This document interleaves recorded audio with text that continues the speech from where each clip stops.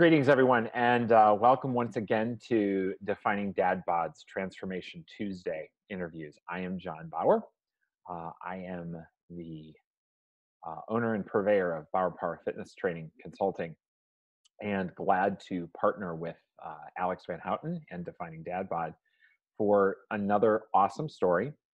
I love telling these stories because, one, obviously they're close to my heart because I've gone through one myself, but they're so inspiring, and there's always great twists and turns in these stories, and I think that today will be no exception to that. It is an exciting one because I think probably I've been doing this since May, and I think probably since May, I think this is probably the story with the most drastic transformation yet. So I think it will be quite an inspiring story. I want to welcome you, Dan Besaw, to the podcast, and thank you for taking the time to do this. We're recording this on the Saturday before Christmas, so we were just discussing that between the two of us, we have 5 children between the ages of 10 and 16, and there's probably a whole lot of other things that we need to be doing on the Saturday before Christmas than doing this. But this is where we're at, and I appreciate you, Dan, for taking the time to do it. And I think it'll be inspiring. I know it will be inspiring because I've actually had the opportunity to talk with Dan before about his story. I actually interviewed you. Gosh, it's been a long time, almost a year ago that I interviewed you, and we did a much shorter interview. We're going to get a little bit deeper today, hopefully. But it's been about a year, and I know that, I think if I'm not mistaken, Dan, and you can correct me, that at this point in your transformation, and I'm just going to drop this here and then we'll go backwards, you have lost 200 pounds. Is that correct? That's correct. Wow. I hit the 200-pound mark right before we headed out to visit with everybody on Thanksgiving. Okay. So it's relatively new for you to say that, right? Yeah. In fact, I'm on a little bit of a mini diet vacation, so to speak. So I'm hovering between 190 and 195. Okay. Lost. And you know what? That's a good thing for you. And we'll talk about that in a little bit. But I mean, that's an awesome thing because, I think that that's maybe one of the kind of fallacies that a lot of people who are thinking about doing the kind of work that you've done and the kind of work that I've done. I think one of the fallacies that a lot of people think is it's got to be constant, is that once you go down this road, you can never have an easy day again. And I think that that's a fallacy. And you know what? We'll talk about that in a little bit, but especially as we're talking, you're talking right before Thanksgiving and we're a couple days before Christmas. That might be a good thing to really touch on, is kind of how to deal with real life. But yeah, man, 200 pounds. I kind of feel like I need to just say that again and just kind of sit here and let everybody take it in, because it's so impressive. I mean, people are always impressed or say great things to me when I talk to them about 100 pounds. I cannot imagine. Let me just ask you, we'll talk about a couple things, then we'll go back. Top weight, what were you at? Well, as far as I know, 416 was the 416 and a half was the top one that I remember seeing on the scale. Okay. So, and how tall of a guy are you? 5'8" and a half. That not really tall. Yeah, that is definitely not a case of being able to carry that. I mean, that's an incredible story. So let's dive in. I mean, we've got that point. Let's talk a little bit how you got to that point, because that's a pretty drastic point for anybody to get to. I thought when I was 350 that was a lot. You are 7 inches at least shorter than me, and you were at least 50 pounds more than I was at my peak. So give me a little bit of a story. I mean, tell me the story as far as childhood, eating, athletics. Were you an athletic kid? Were you not an athletic kid? What kind of got you going down this road that got you to 416 pounds? Well, I guess, starting at the beginning, I wasn't a fat kid until I was, about 9 or 10 is when it started kind of picking up. I remember being younger than that and being able to run across my front yard and feel the wind over my ears. Um, but when I kind of went into middle school age, a lot of stuff was going on in my family. I didn't think about it at the time. I didn't blame it at the time. I didn't even realize it at the time. But parents started their path to divorce. I ended up moving a lot, ended up being the misfit in school. In a couple of years, I was in 5 or 6 different schools. Oh, wow. So moving around a lot and stuff like that.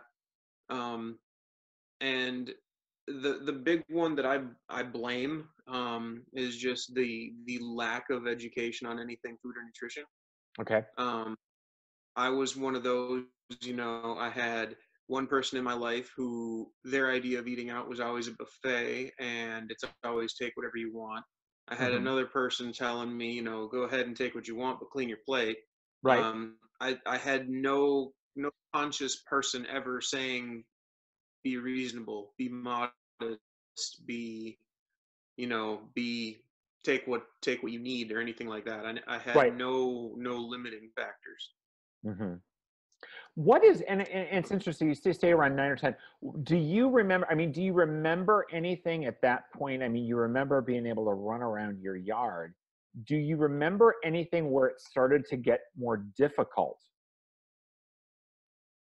Um, I remember it started to get interesting to find clothing that fit. I remember going through the husky sizes.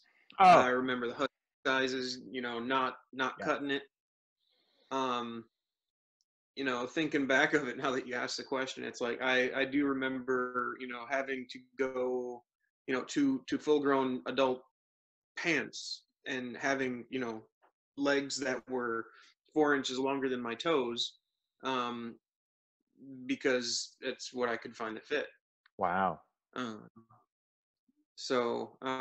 but I remember thinking about the 6th grade. I remember weighing in at 168 pounds. So for 6th grade, that's up there already. Yeah. Yeah, definitely. Um, Definitely. Um, and it's always interesting to talk with guys who went through that, especially in their junior high years. Um, what, I mean, do you remember just kind of how that left you feeling, you know, as a person, emotionally, mentally? I mean, it's a physical thing, but our physical appearance certainly has an emotional and mental impact on who we are. I mean, what kind of an impact did that leave on you, especially as I mean, middle school, tween teen years, those are brutal years, if you're not struggling with stuff like that. right. Well, I mean, moving around as much as we did, and always being the new kid. I was kind of used to being the misfit already. Okay. Um, so because of that, I was really able to just kind of block it out. Um, and just I was never I was never self-conscious as far as Hmm. that's concerned. But I think it might be double-sided as to why that is, Right. just not wanting to acknowledge it. Yeah. Um, so I think that kind of played into it a lot. Okay. Okay. But So talk a little bit about going into junior high, high school, stuff like that. I mean, obviously you kept, I presume at this point you did start to really just kind of keep gaining weight. Um, I mean, what was that like as a teenager? What was it like as a young adult into your 20s? um, I hate to it's weird because it was normal. Yeah. Um, people ask me about, how much better do you feel and stuff like that. Like, as big as I got, as young as I was, first of all, I had a young body, so Right. like my joints and stuff were able to take it. Yeah. It was it wasn't like being, you know upper 20s or into my 30s now, where my body's starting to get worn out. It was a young, developing, growing, bones and joints and everything. So carrying it wasn't really a problem. Yeah. Um, and it started young enough that I guess I never really realized what truly healthy felt like. Um, so a good day, which is now by comparison to now, what was a good day then would be horrible today. Yeah. Um, because I literally can't even describe how I feel just because it's new. Yeah. Um, but as far as like the feeling of it, I was thinking back on it, always tired. I'd Yeah.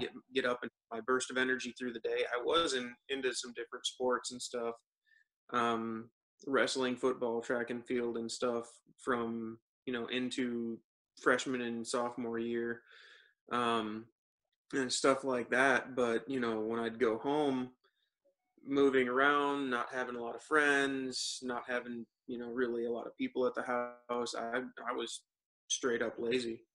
Um, Yeah. and I'd I really didn't have a lot of energy at that point. Yeah. And I didn't wonder why, because I just really didn't think about it. Right. Um, being comfy. Yeah. So So let me ask you, as you talked about the fact that you didn't have any idea about good nutrition. Um, what were some of the things as you look back that were probably maybe other than you mentioned the buffet, you mentioned the cleaning your plate and things like that, vices that you had? I mean, foods that you just the comfort foods. What were they for you? um, one that I thinking back on it was absolutely horrible is ramen noodles. Um, if you knowing now what I know about nutrition, when you Yeah. look at a pack of ramen, it is terrifying to think of how often I ate them. Um, because you literally, I think in a pack of ramen noodles, a serving is something like 42 carbs, Yeah. and a serving is half a brick, and Yeah. I was eating them 2 bricks at a time. Oh wow. So Yeah. yeah, and it was, I mean, a day. That was it was a pretty standard daily meal. So I mean, just thinking about that, it's like one bowl of the way that I used to eat my noodles was 200 carbs, Yeah. and I think about fitting that into my meal plan now, and it's just like, oh my god. And so yeah, needless to say, we don't have a lot of those in the house. Yeah. So what else? I mean, that's one part of it. Tell me like what a normal, eating day was. Oh, especially once I got to a point where, I was out of high school and working and, Yeah. kind of more on my Yeah. own. Be it as cliche as we want, I was really, really big on eating one just huge meal in a day. I might have a couple things to eat during the, in the morning, but generally speaking, I ate a big dinner. Um, and it um, could be any number of different things, but definitely a lot of food, especially when I wasn't feeling very good for whatever reason. I remember hitting a McDonald's drive-through, and I'd drop $20. You know, Wow. and if you've ever seen a McDonald's, that's a lot of food. Um, What would you get for $20? These are so, these are fascinating stories to me because I mean, and I mean we both have these because like you say this now, and your stomach probably just gets queasy saying it. I mean that you're not that's even just you're not yeah wrong. You're that's the way it is. I not mean you were used to it then. It was like yeah, I swung through McDonald's and spent $20 of food. I mean now you're like oh I mean you get I mean what was a meal at McDonald's? Oh, I remember just trying to think back. Like I'd get my 20-piece nuggets, two chicken fajitas, and a double quarter pounder with cheese. and and that was easy, you know. Wow. Yeah, Wow. yeah. You know, if- at the time, Yeah. I wouldn't have even considered that a lot, Yeah. you know. Now looking Yeah. back on it, it's just like you've got to be kidding me. Yeah. Um, Exactly.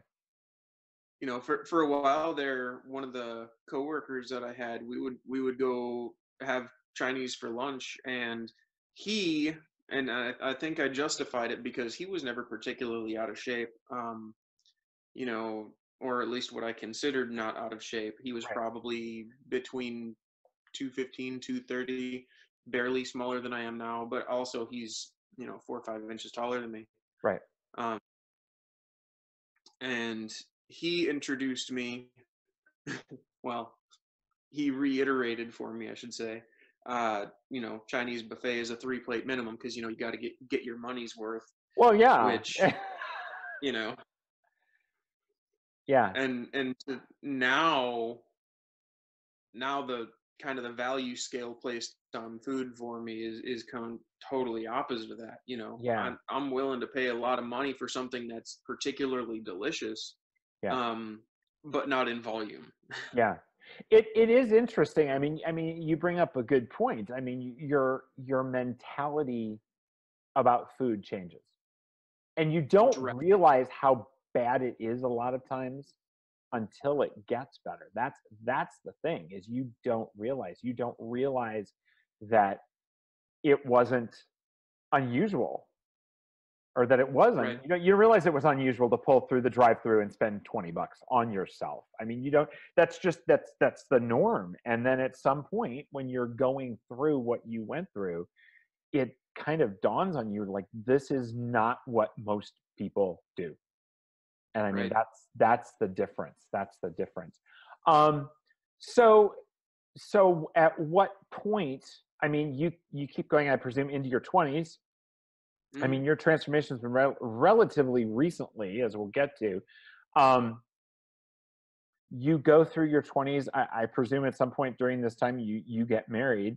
Um, and what finally changes? I mean, what finally clicks that you're like, this is just, I mean, are there people, are you trying a long time before?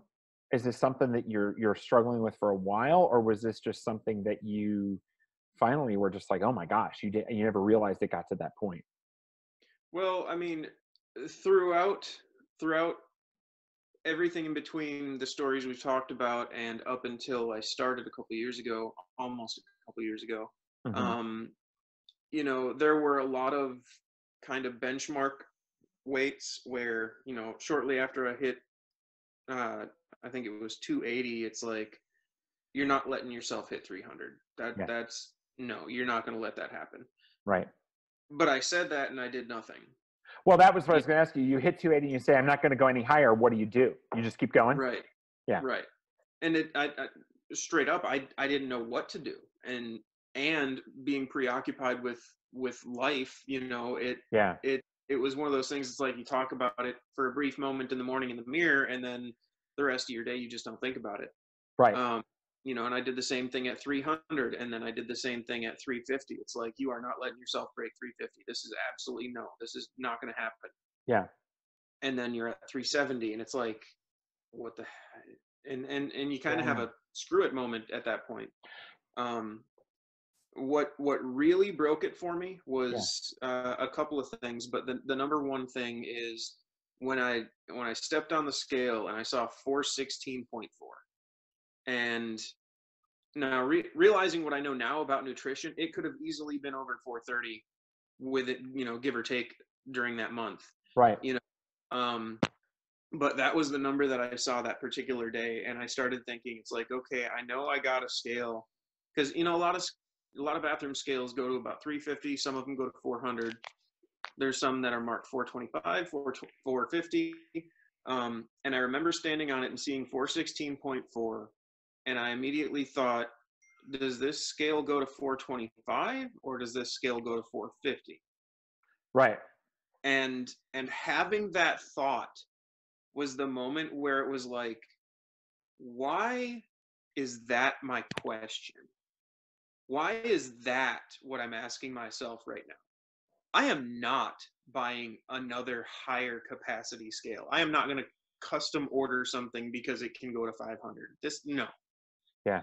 and it was like the previous ones when I hit 350 and said that's not going to happen, and it was, stuff like that. It was similar to that, but it hit deep. Because it was the first time that I really kind of turned my thought process from what am I looking at to what the heck am I doing? Where I Interesting. actually kind of turned it in on myself and was like, you need to make some decisions. Yeah.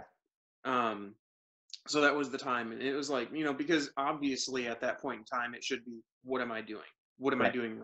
What do I need to do? How do I fix this? It shouldn't Right. be, what's the capacity of this scale? Yeah. You know, and that was kind of where it clicked. Like, my priorities aren't where they need to be. Right. So that was the real turning point for me. So how does one start when you're at 416 and a half? I mean, Well, and you admitted earlier that the reason you didn't do, one of the reasons at least you didn't do anything earlier was you didn't know what to do. right. So what does one do? How did you start going back down? Well, the first thing that I did was the typical cliche things that you hear in the industry. Cut out sugary drinks, cut out carbs, cut out this, eat this, not that. The eat this, not that was really kind of the big one for me. Mm-hmm. Order the grilled chicken, not the fried chicken. Order the small portion, not the large portion. And the first 6 months, the first decision I made was, I'm drinking water. Period. End of discussion. No juice, no beer, no alcohol, no more energy drinks. I'm having water. That was my first decision, and thanks to that one, I think I lost. I dropped over 20 pounds relatively quickly. I mean, within a Right. couple of months. Right. Um, and that was just from that. And then, like I said, ordering, at that time, we ate out a lot. I didn't think it was a lot, but, everything is relative. Mm-hmm. Um, and, at that point, it was, okay, 6-ounce sirloin, not the 12 or 14-ounce sirloin. Stuff like that. Yeah. Order the salad, not whatever overly greasy side they might have on the menu. Yeah. Um, Stuff like that. And I'm not sure how, but I was suddenly really, really, really turned off by salad dressings, which we know how you can turn what would be a healthy salad into a 1,200 calorie salad really, really Yes. quick. Yes. With the dressings and toppings and stuff. So that was a huge help. But for the first 6 months, it was just trying to at least acknowledge what I'm eating. I didn't Mm-hmm. really know what was good or bad about it. I was just paying attention to it. Um, How and easy and I were those changes? I mean, those are some, I mean, and having gone through it myself, I know, but I mean, those are drastic changes. I mean, a lot of people, it's like, well, going from fried chicken to grilled chicken isn't that big of a deal. It is if you're used to eating fried chicken all the time. It's right. also a big deal if you're used to drinking energy drinks and you're used to drinking soda to go to water all the time. How hard were those things for you, and what kept you going when it got hard? Um, well, this will be an interesting one and a little bit more unique. I had come to the conclusion that I didn't know what it felt like to be full. Um, I knew what it felt like to be stuffed. Right. But I guess a little bit of a backstory. Once upon a time, um, I went to the doctor for what I thought was just like something going on with my tonsils. Um, turns out that what I had at the time was really, really horrible indigestion. No doubt because of my lifestyle and my diet. Sure. Sure. Um, Yeah. that's not what the doctor had to say about it, but what he did tell me is that I have what he referred to as silent heartburn, um, which basically means that I had heartburn all the time, but when it's in the mid region, I can't feel it. Wow. Um, I literally cannot feel it until it gets so bad to the point where it's irritating me in the back of my throat and the back of my sinuses. Oh, wow. At that point, it presents itself as a really bad cough. Um, so somehow from that, when I started off on my journey, which by the way was March 8th of last year, 17, um, it led me down the logical conclusion that I can't feel the top of my stomach. So where most people turn away that second plate or that side of, second helping of a side or an appetizer or whatever, where most people turn that away because, oh, I'm full. Yeah. It kind of clicked for me that I wasn't doing that. And the reason why is because I didn't have the ability to feel when I was full, Wow. until I was to a point where it was, blatantly obvious, where it was, Yeah. um, you know, really, really overstuffed. Um, so I was able to kind of flip a switch mentally to just be more mindful, to consciously make an effort to monitor what was going in and how I felt physically. Uh-huh. Because prior to that, I just didn't. I just ate Right. because the food was good and there was no control. So once I was able to kind of click with that, it was really easy. Um, Hmm. it was a matter of at that point kind of following more of the rules, so to speak, Right. more Right. so than trusting my body to tell me what's going on. That's I've never heard of somebody like that having that sense of not feeling that they're full. I mean, is this something you ever talked to a doc about? Have they diagnosed you with anything or Hmm. anything like that? What have they diagnosed you with? I honestly, he called it silent heartburn. There was a Okay. medical for it, Okay. but I don't know what it Huh. is. Fascinating. Yeah, I've never heard of that, but I mean, it does make sense because I mean, yeah, not understanding when you're full, you're just if you don't feel full, you're going to keep eating. Right. So that's a real interesting thing, and it's something, yeah, you've got to be incredibly conscious of to Yeah. change because you can't Exactly. feel it. Right. Wow. Um, yeah, that's interesting. So you said you cut those few things out, and again, and this is the fascinating thing, and we'll come and we'll hit on this again, I'm sure. But I mean, we're here. It's December of 2018. We're talking literally like March of 2017. So a little over a year and a half ago, you are 200 pounds more than you are today. Right. Wow, I mean, that's a lot very fast. But I mean, like you said, a lot of it comes off quickly when you make those few adjustments. So how fast did you lose the first large amount? I mean, what was the kind of time frame that you were doing? That's one question. And then let me ask you, as you're beginning and cutting out these things, are you doing anything as far as fitness to kind of go along with the diet changes that you're making?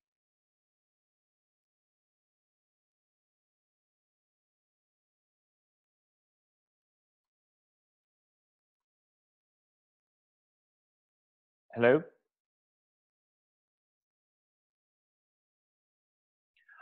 Okay. Let me ask you, when you first started about a year and a half ago in March of 17, what was the first big chunk of weight that you lost and how did you do it? Did you do it? And then the second thing I wanted to ask you is, did you in the beginning put any fitness in to go along with the diet stuff that you were doing? Um, For what was exactly 6 months? Yeah. No, I didn't. But like I said, it was the eat this, not that kind of thing. Okay. And then just doing the simple, cut out this, cut out that. Tried to avoid some junk food. Avoided dessert, Right. stuff like that. The kind of notorious bad guys of Right. the diet world. Um, the ones that everybody says to cut out. Um, so that was 6 months, and for the first 6 months, I lost 42 pounds. Okay. Wow. Um, and I remember that because I went from March 8th was when I started, exactly 6 months later, and it was completely unplanned. But 6 months later, September 8th happens to be my birthday. Mm-hmm. Um, and that was also the same time there was a challenge starting up, a Facebook challenge, partnered with bodybuilding.com. It Okay. was called Mission Possible, done by a guy that was on Ellen, because he used to be over 600 pounds. He was the guy that started walking to Walmart for every meal. Okay. So he was 600 pounds, and he decided to apparently get rid of everything in his kitchen, like literally not just the junk food, but literally everything. And he made it his mission to lose weight because um, by deciding that for every meal he would walk a mile to Walmart, get what he needed for that meal, walk all the way home, make his food, and then if he, so that would be breakfast or lunch or whatever, and then if he wanted to have dinner, he would have to do it again. So for every meal, he had to walk 2 miles, and cook the food. Yeah. Um, so he was selling still selling meal plans, and he was starting up this challenge that was a 16-week challenge that started early September and went through the end of the year, conveniently over the holidays. Yeah. um, and I stumbled across this challenge and this story, and it just hit hard because it was only a couple of days before that I decided, okay, I'm down 42 pounds. It's been 6 months. It's like, I got a long way to go. This isn't good enough for Right. me. Typically speaking, I'm the kind of person where I'm all or nothing. you know I get excellent performance reviews at work because when I do a thing, I do it. I don't halfway anything. Right. um so when it's like, okay, I'm 42 pounds, 6 months, I don't want to be dieting for 10 years. I don't want to be still losing weight in 5 years. I want to get to where I'm going. Right. um and I'm not to say anything as far as it's the lifestyle change that it is, because obviously, like I say I don't want to be dieting for 10 years. Well, I'm going to be dieting until the day I die. That's how it works. Yeah. And I know that now. But you're not. And see, and that's a great point. And I would argue with you on that point because I disagree with it that you're a diet. You've adjusted your lifestyle. Exactly. You've adjusted your nutrition. You're not dieting anymore. You have changed habits. Dieting to me means much more. I'm going to do something for a certain period of time, and then I might stop. Right. And I And that think so. Yeah. that is the traditional Right. diet. I'm on a diet. Right. um I've learned to look at it from the perspective that your diet is the way you eat. Right. Okay. So I think we're thinking the We're same saying thing. we're saying the same thing in a different line. We're using different language to say the same thing. Correct. Right. Correct. So definitely. But around the same time, and the last time we did this, I told you the story about my dog. Yes. Um, Beyond the number on the scale, beyond the click moment that I had another realization that I learned through my dog, who was my inspiration. That I That think that's the is, first time we've heard that statement on this podcast. Is my dog was my inspiration, but go. he absolutely was, absolutely was.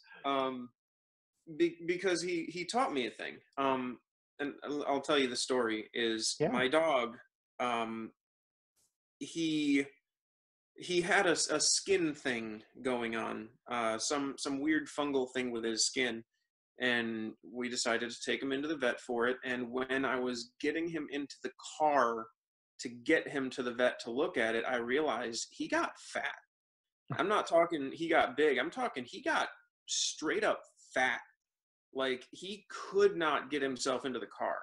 Now, mind you, I'm not talking about an ankle biter. I'm talking about a dog who should be 60 to 70 pounds, Yeah. you know.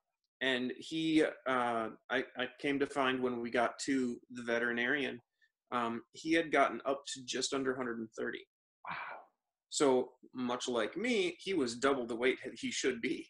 Um, so the weight and the fungal thing, I came to learn, were hand in hand. He had thyroid problems. He has thyroid problems. He's also a very lazy dog because he's a very spoiled dog. So there's that. And on top of that, two young kids in the house who want to help take care of the dog, and they do so by keeping his bowl full. So he's Oh. a free feeder. He's lazy. He is got these thyroid things going on. So his story at that point was very similar to mine. Eat what you want when you want, do what you want if you want, and it just kind of went from there.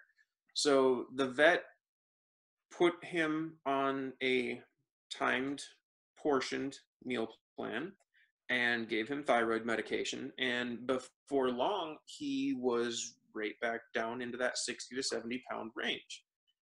And that's what goes into the second realization, besides I need to do something and I need to take control of it, I need to take the accountability and, turned it in on myself. I realized that my dog was able to do this extremely easy. How can a dog do this extremely easy? Real easy. He doesn't have thumbs. He does not have the option to open the refrigerator doors. He does not have the option to go back to the stove and put more food on his plate. He does not have the option to just say, I want more and get more. He does what he's told because he doesn't have an option. And that is what made me realize what I now see as the number one benefit to working with a trainer is, anybody can convince themselves to do anything when they're up against it. Right. If you're looking in the pantry and you want an Oreo, you've got the want to have it and it's right there, you're going to have an Oreo. Yeah. If you have a trainer, your trainer is going to tell you, don't touch the Oreos, but it made me realize that if you can separate the control from yourself in the moment, then you'll have that much better success. And that's just the way that I learned kind of about the accountability part of it. Yeah. Because that's the whole thing with the number one benefit that I see to working with most trainers is it's not just to teach you how to do things, but it's to hold you to that accountability. Yes. To do what you're supposed to do. It's to Absolutely. give you someone to report to other than yourself. Absolutely. Yeah. And coming from my perspective, I couldn't agree with you more. That's probably the most important thing. I mean, obviously the knowledge, that I use and the knowledge that I share is important, but Mm-hmm. it's when it comes right down to it, people want the accountability, not just the knowledge. They need to know that someone is going to follow up if they've completed a task or if they haven't completed the task. And that's the most important part of it. That's the most important part. So you get through 6 months, you lose 40 pounds. Did you at that point in time have like a goal in mind, or were you just going till you knew that you would hit some point that you'd feel better? Right around that 6-month mark is when I decided that my first goal weight was 208. Okay. Because that was exactly half. Okay. Shortly thereafter, I set another goal of a flat 200. And the reason for that is because the athletic directors and trainers that I worked with in my freshman year in high school. Hmm. We did pinch tests and things like that. Yeah. And my doctor then and my trainers then told me that 202 was the lightest I would ever be. Which I now know is completely bogus. Yeah. But they told me that 202 was the lightest that I could ever be without sacrificing muscle mass. Right. Because at that point in my life, even in middle school, I had a larger than average amount of lean mass. I was bigger than most, but Yeah. I was also much stronger than most, largely due to the fact that I was well fed. Yeah. That's how bulking works. That's exactly how bulking works. Yep. We laugh about it now, and I tell people that I had a 30-year bulk. So, but so now, still to this day, the vindictive side of me is wanting to be able to find those trainers, which I never will, but to be able to mentally prove to them, Yeah. no, 202 was never my real goal. Yeah. I can do better than that. I will do better than that. There is great motivation in proving your haters wrong. Yes. There is Yes. great motivation in proving your haters wrong. And I completely understand that. And it's absolutely true. And that's, yeah, I mean, that's a great thing. So after the first 6 months, what did you change as far as your approach? Well, I mentioned the 6-month mark was my birthday. That was my 35th birthday. And so for my birthday, my wife loves it because she still calls it the first thing that I did for myself. Um, you know, because at prior to that point in my life, everything that I was doing that I needed to be doing was to provide for my family. Mm-hmm. It wasn't taking care of myself. Right. So for my 35th birthday, I bought myself the meal plan from Possible Pat. He was running a Labor Day special, so I got it for $100. And I also went to my local gym, which I had many of those awkward moments where I was kind of eyeing up the gym, seeing how busy it was, seeing if at my time of day there was actually a lot of people in there, being intimidated in general. Yeah. Didn't want to step foot inside the door, but I was thinking about it and building to the point where I would one day would walk in the front door. Mm-hmm. And I did. I called the number. It's just a little bitty gym. There's 2 locations to it, owned by a couple of guys that are there for like 8 hours a week. And so for my 35th birthday, I bought myself a 1-year paid in full membership to that gym. And I committed to myself that this was going to be, I think I told myself, a 90% minimum attendance, which was just strictly by the math, 365 days a year, 90% of those days, I need to have checked into that gym. And I think when I looked back on the math for the first year, I was at like 98.5 or something like that. I had only missed one vacation that we took, so I was gone for 5 days, and then there was like 1 or 2 other days that I missed.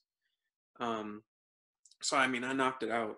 I was there every single day. For the first month or so, they weren't particularly long gym sessions. Right. Sure. I remember, a few years back, I had worked with a trainer, and it was a horrible experience. If anybody asks me for a reference on him, they're not going to get one. Just because the way that he teaches is not complete. We'll just say Mm-hmm. that. Yeah. But one of the things that he had me doing was the Stairmaster. And so this gym having a Stairmaster was one of the big motivators for me, because at that point in my journey, I was really in a punish myself mentality. and I wanted to make sure that my workouts were just miserable. Because for me at the time, that was kind of my gauge of how effective it was. Right. Yeah. You know, The old mentality that the only way I'm going to accomplish anything is brutally beat myself till I feel awful. Yeah. that's right. Yep. That's right. Very common mentality. Very common Yep. mentality. Yeah. I mean, that's, and, I struggle with that myself, and I struggle with that with people I work with. So, I mean, I completely get it. And it's a complete and utter fallacy, but it's Yeah. a very common mentality. Yeah. Yeah. It absolutely is. Yeah. Did you, I mean, for your workouts then, so were you doing your own stuff? Or did you just do research and come up with your own stuff, or were you working with a trainer at that point, did you say, or? Well, when right after I bought the meal plan and I started putting it to use, there was this 16-week challenge. Okay. And the guy did host it as a trainer. Nothing one-on-one. But he did a few different live Facebook videos within the group that Okay. they have, and just kind of really motivated the crap out of people. Okay. Um, the guy is very, very, very motivating. When you watch him on his videos, he's straight up as far as, he's not gonna hold back on telling you. It's like, are you kidding me? You had ice cream? What? No. Um, no problem. He has a very, very unique ability to kind of motivate and shame at the same time. Very important. It's a very important talent in trainers. I'll just very important talent to motivate and shame simultaneously. Yes. Yes. Uh, We shame in a way that you never even know that you're being right. shamed, because we're so motivated. Exactly. Yeah. So he hosted that. In that 16 weeks from, I think I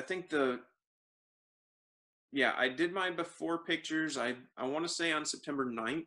Mm-hmm. The challenge officially started on September 11th and went through New Year's Eve. Right. So 16 weeks there, and in that 16 weeks, I did do my after pictures on I want to say the 27th, because my anniversary is on the 29th, and I wanted to have my anniversary dinner, which was my first cheat meal officially. Wow. From that point. So in that 16 weeks, I lost 68 pounds. Wow. That's crazy. So Let me ask you too. So we're inside a year. You've lost 100 pounds inside of a year. mhm.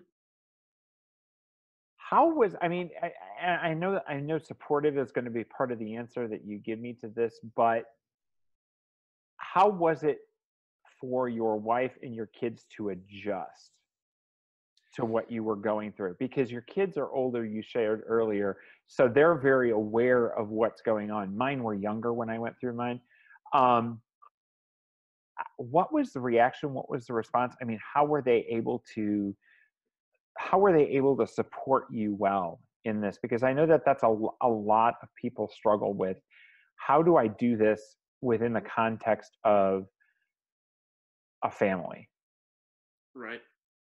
And that is a challenge, because you're spending Yeah. 2 to 3 hours a day in the gym on top of Yeah. working a full-time job. Yeah. For me, that wasn't ridiculously excessive, only because we started off my marriage. I was working 2 jobs and going to college. So Wow. we've been through that kind of schedule before. My son was just kind of watching and kind of blown away by what was happening.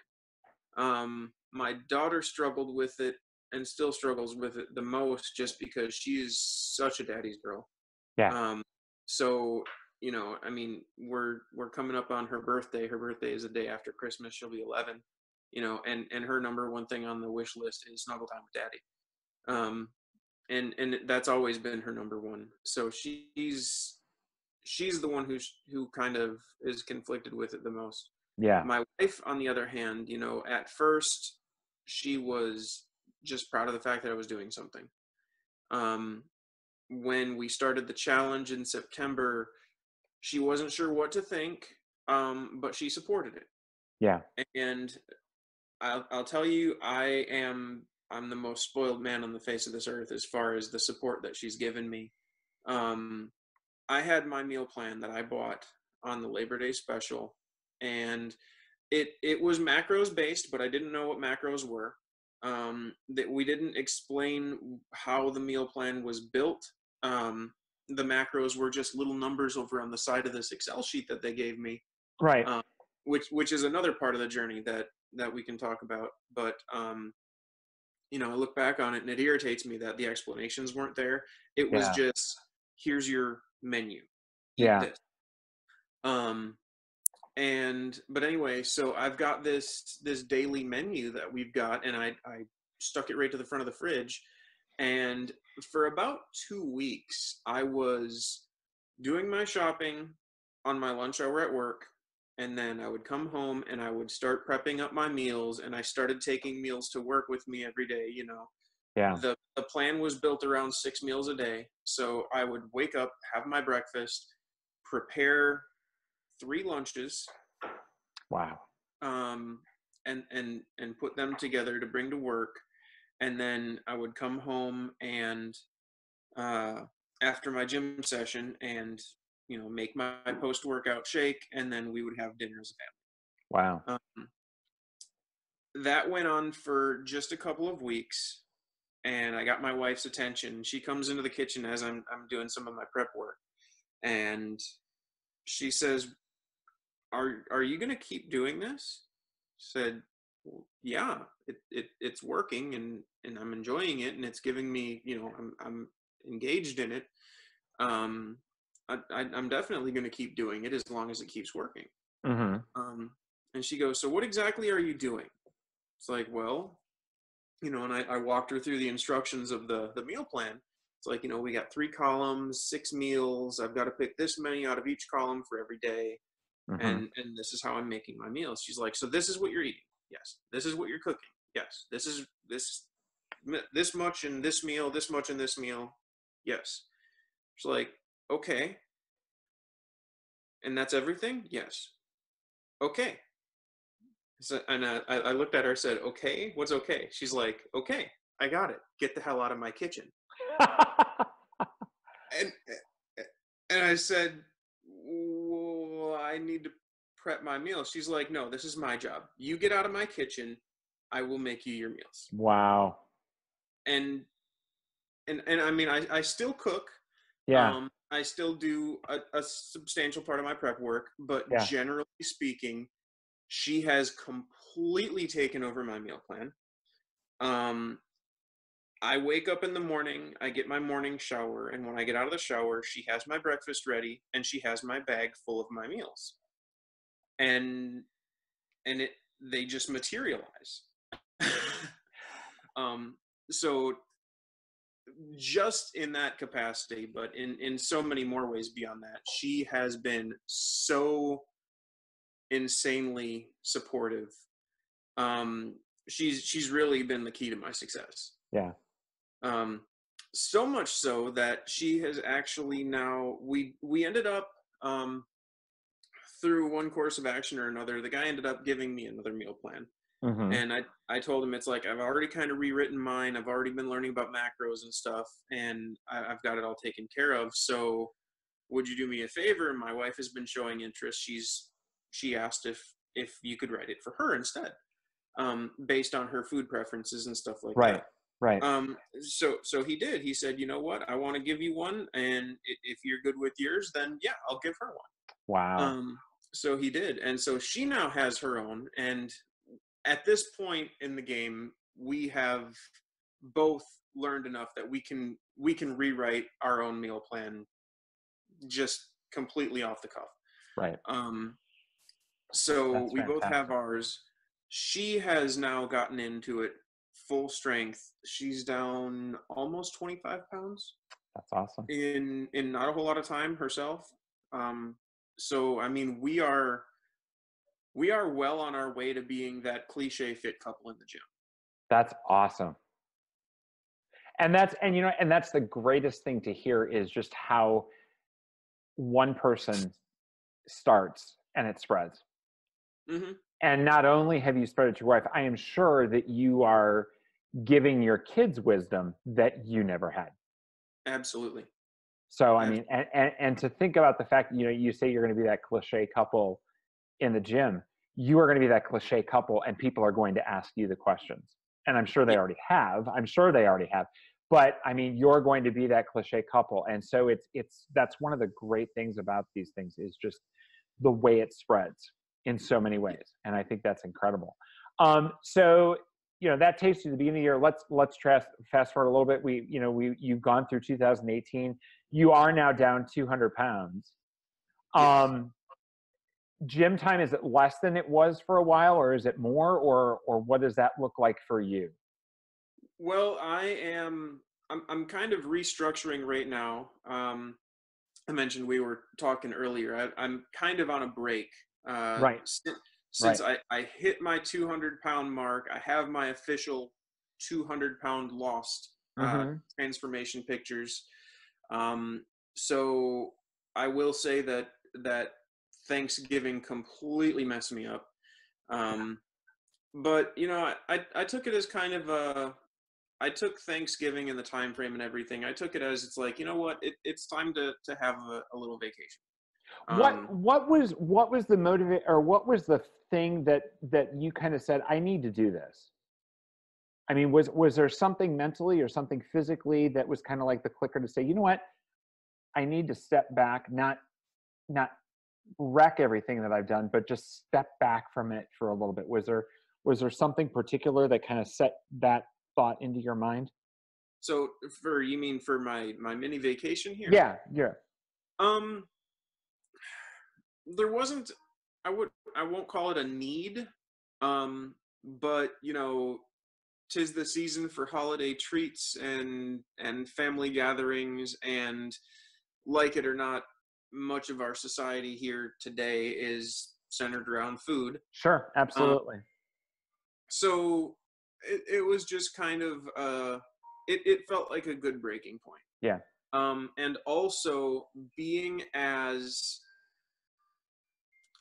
coming up and hitting the 200-pound mark, I've already gone through several little milestones of where people, not, I wouldn't call it fit shaming. I wouldn't call it to the point of fit shaming, but to the point where people are telling me it's like, dude, you're good. Like, you know, Interesting.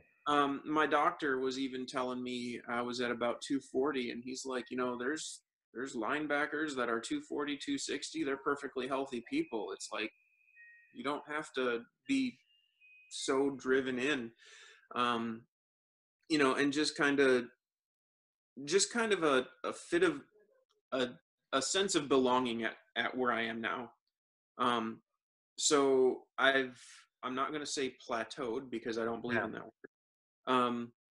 But I've kind of, I stalled out a little bit, and I just, using the holidays kind of as an excuse, wanted to test out like the idea of intuitive eating, living at maintenance, seeing where I am now, and just kind of feeling out my lifestyle and my body as it Right. is. Right. Um, Yeah. And, and and and you get to a point with your knowledge of it all that there's a confidence. It's like, you know what, I can do this for a little bit and I can pick it back up. I'm not going to, you know, shift my whole mind and shift my whole approach to this, that it's something you can pick back up. right. Um, and likewise, it's like, there's also little tricks that I've learned about as far as like red flags. Um, People talk about having things like goal pants. Get that pair of pants that's a size or two too small, and have that be your motivator. I don't necessarily have that at the moment, but I know how to be conscious of how my pants are fitting. Yeah. You know, so I know that when pair A or pair B feels a certain way, it's time to stop slacking off and Yeah. get back to it. Like my little red flag indicators. Yeah. So that, and like I say, just really wanting to kind of test out how things are now, and also realizing that because of that habit that we were talking about, because of the habit forming, um, just little things, the way that we are, the way that we eat now, I wanted to see where I would be left to my own Right. Yeah. interpretation, just intuitively. And I'm happy to say that I'm plus or minus 3 to 5 pounds steadily for, since Thanksgiving. Yeah. Um, it's not going up a pound a week or a pound a month or anything like that. It's the standard water fluctuations, and Yeah. it's holding steady with Yeah. really really lenient tracking. Yeah. And also, just I have learned to just, I don't want to say feel full, but just to be content not being hungry. Yeah. Um, because as much as I can't feel being really full. I can feel being hungry. Right. Um, and I've learned to just be satisfied with that going away. Right. You hear about, I actually is just a couple of weeks ago I heard about the 3 bite rule. I gave that a try, and it's like it works amazingly well. Yeah. And the three Um, bite rule is, just for everybody so they know. well, the 3 bite rule, the way that I read about it, you take your first bite. Say we're talking about ice cream. Yeah. Um, it's just a 1, 2, 3 and put it down kind of thing. And the mentality of it is, the first bite, it's amazing, you love it, you're indulging, it's the sweets hitting your mouth, and Right. just the enjoyment of that dessert. And then realizing the second bite is acknowledging it's the same as the first one. It's not getting any better. It's as good as it's going to be. Yeah. Um, so by the time you take your third bite, at that point, it's almost unnecessary. you know Interesting. and anything beyond that third bite, you're not going to get more out of it. Yeah. So the kind of the mentality there is, if you stop by the third bite and you walk away, you'll be content, Yeah.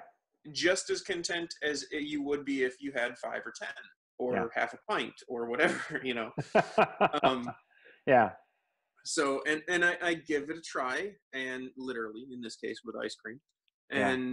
and they're not wrong. It's like you take a That's couple of fascinating. bites, and it's just as satisfying and gratifying as Yeah. previously when you have a big old bowl full of it. Yeah. We know you're going to accomplish your goal because you're close, and you're I mean, you're obviously an incredibly motivated person. When you get to that, what's next for you? I mean, you accomplished an amazing feat, a feat that, not a lot of people have accomplished. You've already accomplished that at 200 pounds. What's next? Where do you go from there? um well, one of my motivators, as far as when I really drove in for weights, is because my wife is an arm girl, and I wanted her to have a set of arms for our 15-year anniversary coming up here. um I've accomplished that. She's quite proud of them. Uh, Ultimately, as far as fitness goals, I've decided that because I never thought they would exist, I want abs. I have learned that goal weights are arbitrary, Yeah. um, because they move, and a number is not what is going to define your physique. Right. Um, so I've decided that I want, at some point in my life, to have abs. Um, I have kicked around the idea of a skin removal surgery because obviously, 200 Yeah. pounds under two Yeah. years is, obviously there's some of that. Um, I've kicked around the idea. I don't know at this point how serious I am about it. There was a while where I was really serious about it. Um, but that's kind of a play it by ear situation. Um, Ultimately speaking, as far as end goal moving forward, I want an active lifestyle. I want to break the shackles of my desk job. I want to be able to be more active, generally speaking. And to me now, having accomplished what I have, enjoying life means something different. Hmm. Um, Absolutely. there was a time in my life where checking off the places you've eaten was kind of a mark of accomplishment. That's no longer a priority. Right. I want to do the things that I've never done. I want to do the things that I was once restricted from doing. I remember going to Six Flags when I want to say 16, and you got the bar on the roller coasters Yeah. that go down over Yep. you, and they've got that ratchet in them, where it's like Yeah. click, click, click, click, click, and they go down until they're secure. Um, I remember going on one of those, and it was the only one at the park that I could go on, and it was because I could get it down to the first click. Yeah. Um, I know that's no longer the case. Yeah. Um, so taking my kids who are of the perfect age out to Six Flags is on the to-do list. Yeah. Um, I want to. I've been craving a business trip or a travel plan somewhere on a plane because I want to feel like what it feels like to sit in a plane this size. Yeah. Because I literally don't know how the seat is going to feel at this point. Um, Another thing, the Subaru BRZ came out a few years back, and I remember test driving one, and I remember what it felt like to get in it. I want to go test drive one just to see how I fit. It's Um, all of those make perfect sense to me. All of you know, those make perfect sense. Yes. I mean, it's almost like, yeah, you just want to live differently. You just want to know yeah, what it's like to live the way you are now. right. I mean, I get little moments every day that remind me of how different it is because Yeah. I literally I'm still in a point right now where every single morning I go to get dressed and I hold up my pants and I say bullshit. It's like I Yeah. literally I look at the size of the waist and it's like I still can't believe I fit in that. Yeah. That's Um, awesome. and the ones that I have right now are baggy, Yeah. straight up. Um, I walk past places, between vehicles and through areas where usually I would have gone around just instinctively knowing that I don't fit, and now when I Yeah. walk through I've got plenty of room. Yeah. You know, Yeah. case in point, I remember first walking into the gym and getting on the elliptical, and I had to be conscious of where my hands were because I mean my hips were out to the bars. Yeah. Um, so I was swinging my arms on the outside of the bars, and now not only do I not have to hold on, but I can freely swing my arms in between everywhere. Yeah. Um, so I mean, I fit everywhere differently, and my capabilities now are just drastically different. Yeah. Um, Riding a bike, walking upstairs. I was funny enough, we homeschool with the kids, Hmm. and we were on a homeschooling group field trip where we went and we toured the Honda plant over here, which is just a little way up the road from us. Um, and I remember having this whole group of people, and even the tour guide. When we walked up the stairs, everybody was winded when we got to the top, and I Yeah. was the guy that just kind of jogged up the stairs, and it didn't wind me even a little bit, Yeah. because I'm so used to it now. Yeah. A friend of mine, we had I think I made a post about it on Facebook, but we went to a place where it's a kid's jungle gym, and uh, that was one of the really most proud moments for me recently, actually, and I'll tell you a little bit about it. um, it's called Love to Play or something like that. It's just a gigantic jungle gym. Right. um, and there was a point in my life where I looked at the 225-pound weight limit, and I just wrote it off as, it's for kids. Yeah. So it didn't bother me that I couldn't go in. Now it's such an amazing feeling to not only be under that weight limit, but to be able to get in there, run around, spend time actually playing with the kids. Yeah. And not to sound too vain, but at that point before, I would have looked around and seen a bunch of parents watching their kids and not think anything of it. Now I see that same line of parents who they're not playing because they can't. Right. And not only that, but even the ones that are on that jungle gym running around with us, you know, I'm running in circles around these other dads and they're watching me in envy. Yeah. Like, I wish I could do that, Yeah. and just being on the other side of that Right. uh that relationship, Yeah. it's such an amazing feeling. Yeah. And I wish they could keep up, Yeah. you know, That's but fantastic. to be the guy that can was just amazing. Yeah. Well, congratulations. I mean, it's a great story to hear. It's a great story to hear again for me and for everybody here for the first time. I think it's awesome. It's an amazing accomplishment. And I think what you share the most about is just, it's the little things every day, and it's the mindset, and you've got a great mindset for it. And I think it's one of those things where we say every time we kind of wrap up one of these stories is, if you can do it, I'm sure you would say anybody can, because it's simply putting your mind to it. So Right.